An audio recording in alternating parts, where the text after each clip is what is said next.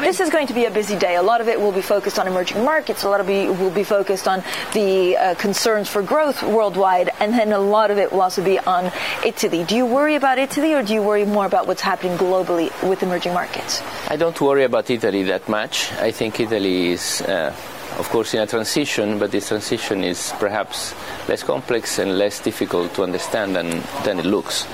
There are perhaps bigger worries in parts of the world that are far out. But again, if you look at the world overall, it's not that bad. I mean, the economy is going okay. It's still strong. Maybe the only big worry I have from an economic standpoint is this trade war, lingering trade war cloud that, it's still not fully settled. So that's a little bit the question mark, really. I mean, we'll find out today whether this trade war escalates. And I've seen certain estimates that if it does escalate, it would shave off 0.4% of world GDP next year. Yeah. Does it actually have an impact on Enel? It does have an impact, not immediately. We are not in this exporting business. But of course, if the economy slows down worldwide, energy demands goes, of course, down, and energy companies don't like that.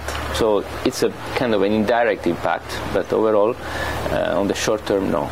We've spoken a lot about emerging markets, Turkey, Argentina, Venezuela. How were you affected by those? We're not in Venezuela, we're not in Turkey, but we are in Argentina. So we have 1 out of 3. And I think Argentina, we knew from the onset that it was not going to happen all of a sudden. The miracle is a process, okay? And I think we are right now in the second phase of that process. I think it's wise that Macri, the president of Argentina, asked for the IMF intervention. I think this time the IMF has a good chance to, get there and fix a few of the problems and help Argentina out. The signs are that Argentina will eventually get out of this huge past of denying the reality, and I think it just requires time. So we need to have patience. We need to be clear that Argentina is going to be out of the crisis, but it will take time. It's a marathon.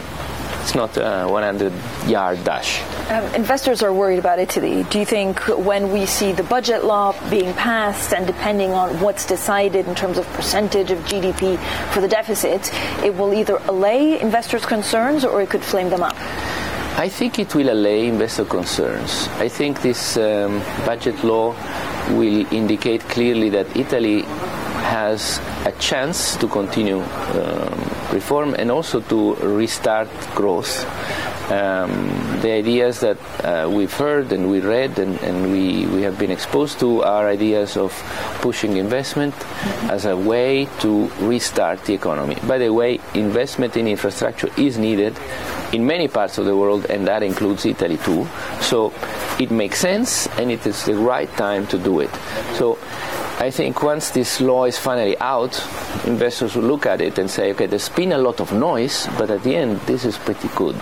So I think it will take another couple of months before this happens, and that's it. What kind of energy policy do you think this government will put in place in Italy?